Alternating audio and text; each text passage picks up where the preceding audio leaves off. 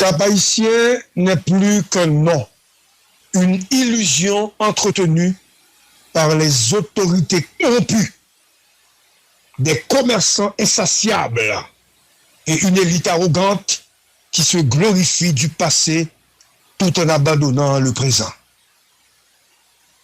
La pluie qui s'abat depuis 48 heures n'a pas créé la catastrophe. Elle n'a fait que dévoiler ce que tout le monde refuse de voir.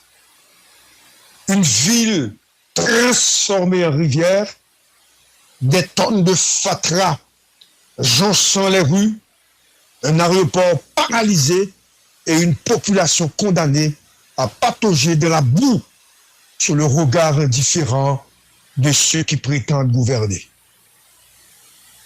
Les autorités locales incapables de déboucher un égout ou de ramasser un déchet préfèrent accuser l'État central. Elles réclament souvent et très souvent des contrats, des millions, des projets d'assainissement, mais chaque goutte débloquée finit dans leur poche. Elles détruisent des immeubles au niveau du boulevard au lieu de nettoyer les rues. Elles violent les droits des citoyens au lieu de protéger leur dignité. Leur bilan est clair. Une ville livrée au chaos, une capitale régionale transformée en dépotoir. Le secteur privé, lui, se cache derrière ses profits. Les riches, qui se vantent d'être du Nord, ceux qui ont fui Port-au-Prince pour investir au Cap, ne font que s'enrichir. Ils construisent des fortunes sur le dos d'une population oubliée, mais n'ont jamais pris la moindre initiative pour améliorer l'espace urbain. Pas un plan, pas une vision, pas une responsabilité. Ils se contentent de profiter d'une ville qui s'effondre, comme si le passé glorieux pouvait encore masquer leur indifférence. Les intellectuels, trop occupés à se glorifier des héros de Bois Caïman et de la Citadelle, ferment les yeux sur la réalité. Leur silence est complice. Leur arrogance est une insulte à ceux qui vivent dans la boue et l'insalubrité. Une élite qui se croit supérieure, mais qui n'a rien fait pour empêcher la déchéance de cette ville. Ils parlent d'histoire, mais abandonnent le présent. Aujourd'hui, je suis là, moi-même, en plein cœur de la ville au Cap-Haïtien. Cette ville est la seule porte d'entrée internationale du pays. Et pourtant, l'aéroport est inondé, les vols suspendus, les écoles fermées, l'Abadi, jadis vitrine touristique, est désertée par les bateaux de croisière à cause des erreurs stratégiques des dirigeants.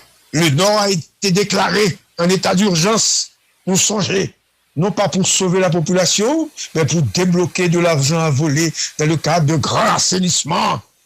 Voilà la vérité. Une ville sacrifiée sur l'autel de la corruption. Les citoyens vivent dans la boue, à même le sol, au milieu des déchets flottants, sous le regard indifférent des autorités de facto. Chaque pluie est une catastrophe, chaque averse une paralysie. Et pendant ce temps, les dirigeants continuent de détourner, de violer, de s'enrichir. Le Cap n'existe plus que de nom, une ville fantôme, une capitale de misère. Ce n'est pas la pluie, Dario, qui a le problème. Ce n'est pas le climat, Mélissa. Le problème, c'est l'insalubrité chronique, Mano. Le problème, c'est l'urbanisation anarchique, Genesté. Le problème, c'est l'absence totale de stratégie d'assainissement durable, authentique. Le problème, c'est une gouvernance qui réagit sans jamais anticiper. Le problème, c'est un secteur privé qui profite sans jamais investir dans les biens communs. Le problème, c'est une élite qui se glorifie du passé, mais qui abandonne le présent. Les Haïtiens méritent mieux que gestion de crise permanente. mérite une vision, un plan, une responsabilité. Mérite des dirigeants qui comprennent que l'insalubrité n'est pas un accident, mais le symptôme de système rompu. Mérite un secteur privé qui cesse de se cacher derrière ses profits pour enfin investir dans l'avenir de la ville. Mérite des intellectuels qui cessent de se vanter et qui s'engagent réellement. Au nouveau gouvernement qui s'apprête à prendre les rênes du pouvoir la semaine prochaine, voici les cris d'une ville oubliée. De toute la dimension de ce désastre.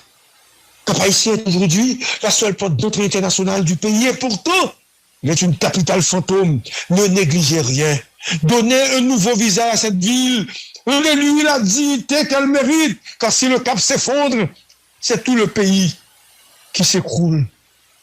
Le Cap-Haïtien n'est pas condamné à être une ville de fatras et de boue, mais il ne sera sauvé ni par les autorités locales, ni par les riches commerçants, ni par les intellectuels arrogants. Il ne sera sauvé que par une volonté politique forte, une vision claire et une responsabilité assumée.